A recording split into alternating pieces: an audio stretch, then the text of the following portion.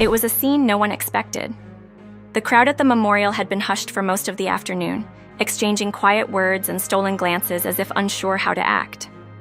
But then, without warning, the eldest Osbourne, the one who had spent most of his life far from the cameras, rose from his seat. Louis Osbourne walked to the front of the hall with a slow, deliberate pace, his eyes locked on the casket that lay just a few feet away. There was no tremble in his step, no hesitation in his posture, only a weight that seemed to press on his shoulders like a storm cloud. The air thickened with anticipation.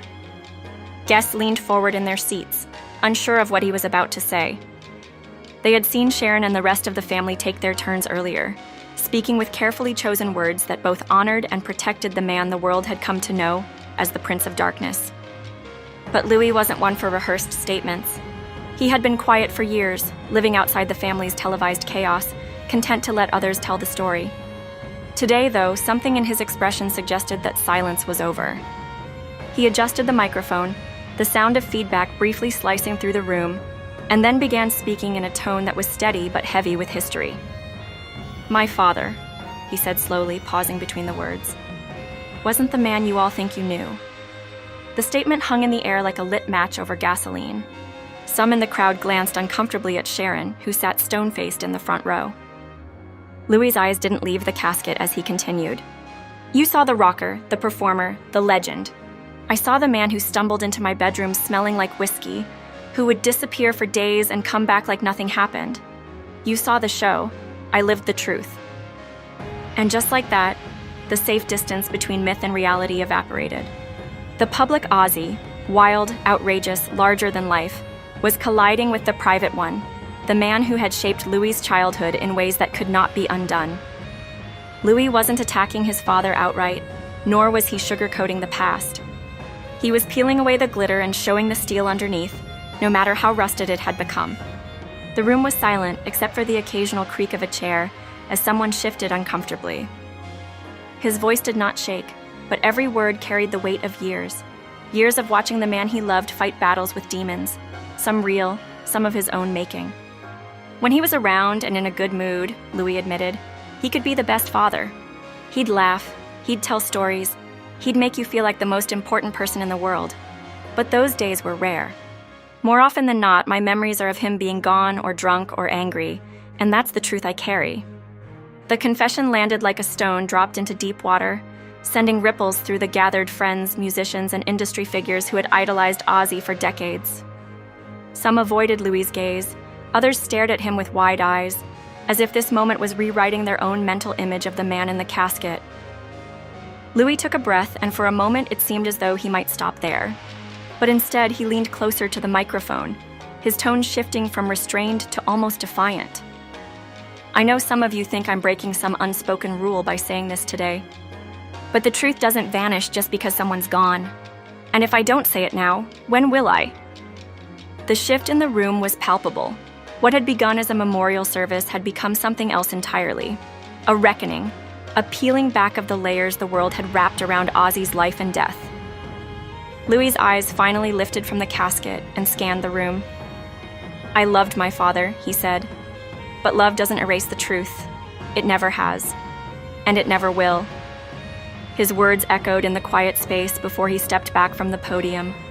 No one clapped. No one spoke. The silence was its own form of applause, heavy and unbroken. As Louis returned to his seat, the story of his relationship with Ozzy felt like it had only just begun to unravel in the minds of everyone present. But that moment at the funeral was just the tip of a far deeper history, one that stretched back to the earliest days of Louis's life, long before the cameras, long before the public spectacle. Back then, Ozzy wasn't just a rock legend. He was a father trying and often failing to balance the chaos of fame with the fragile needs of his children.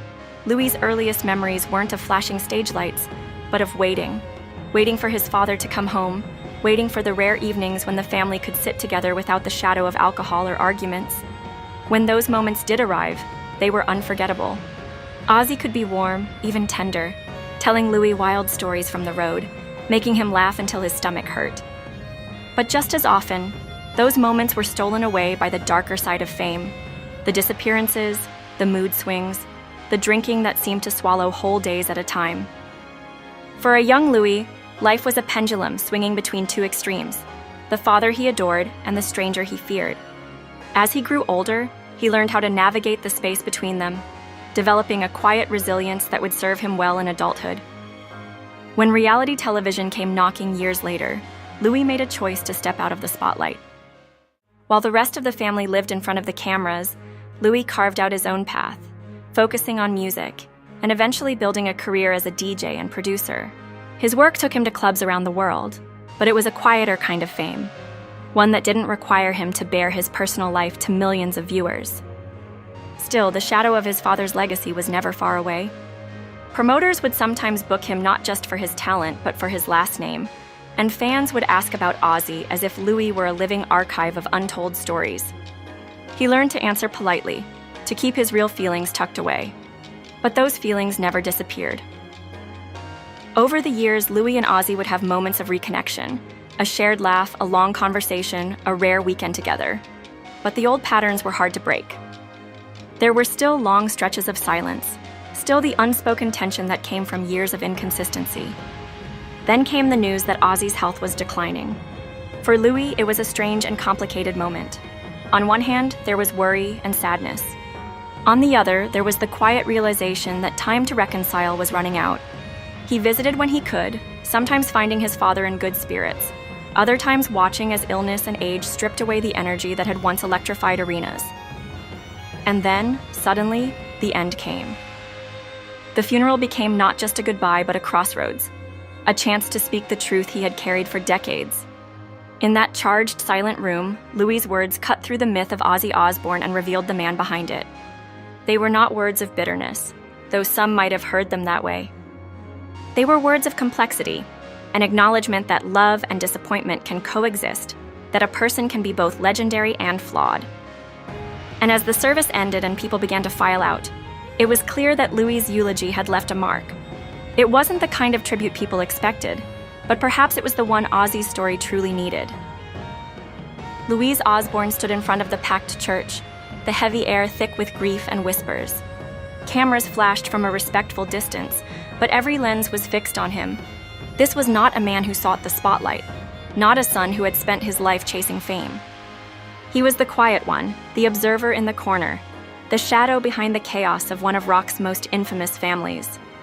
Yet here he was, on the day of his father's funeral, stepping up to speak, his voice trembling at first, but steadying as he looked out over a sea of faces, family, friends, fans, and strangers who felt like they knew the man being mourned. "When I think of my dad," he began, "I think of contradictions. He was a man who could make you laugh until your stomach hurt one moment and then break your heart the next. He was the guy who taught me how to ride my first bike, but also the man who sometimes wasn't there when I needed him most. He loved us deeply, but he also loved the road, the music, and the madness that came with it." The crowd was silent, hanging on every word. They all knew the legend, the rock star who lived louder than life itself. But few knew the father, the flawed, complicated human being behind the stage lights. Louis painted the picture vividly. He remembered being a boy, peeking through the crack of a dressing room door, watching his father hype up a crowd of thousands, then stumbling backstage hours later, glassy-eyed and smelling of whiskey. He remembered birthday parties where the cake sat untouched because Dad was in another country, another city, another show. Yet when he was home and sober, those moments were magic. They'd sit for hours in the garden, throwing a football, talking about nothing and everything. Louis recalled one summer afternoon when his dad spent the whole day teaching him a single guitar riff, refusing to let him quit until his fingers ached and the sound was perfect. "That was him," Louis said. "All in. Whether it was for a song, a show, or a moment with his kids, if you caught him in the right state of mind." But those right moments were rare. The shadows often swallowed the light. Louis didn't hide the truth. He spoke about the drinking, the absence, the way fame had a grip on his father that no one could break. "There were times," he admitted, "when I thought he loved the crowd more than he loved us." And maybe, in a way, he did, because the crowd never judged him. The crowd always cheered. The crowd didn't ask him to be someone he wasn't. He paused, glancing at his sister in the front row, her eyes red from crying. They both knew the unspoken truth, that their father's greatest love was also his greatest escape. Yet Louis didn't speak with bitterness.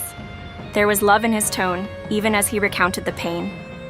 He spoke of the times his dad showed up unexpectedly, pulling him out of school for spontaneous road trips. Of the afternoons they'd spend in record shops, his father flipping through vinyls, telling stories about every band and every bar. And of the nights they sat in silence, side by side, watching old black and white films, his father's hand resting on his shoulder. "Those were the nights I knew he loved me," Louis said softly, even if he didn't say it. The church seemed to hold its breath. Louis then spoke about the final days, about how the man who had roared on stage for decades grew quieter, smaller. "He knew his time was coming," Louis said, "and I think he made peace with it before any of us did." In those last weeks, father and son talked more than they had in years. They laughed, they argued, they remembered. His father even apologized for things Louis thought he'd never acknowledge. And in that moment, Louis realized something. His dad had always loved him in his own broken way. The rock star, the father, the flawed man, they were all the same person. Louis ended his speech with a simple truth. "If there's one thing I've learned, it's that love isn't perfect, but it's still love." As he stepped down from the podium, the crowd erupted into quiet applause, the kind that comes from respect, not performance. And somewhere in that mix of grief and memory, Louis felt a strange kind of peace.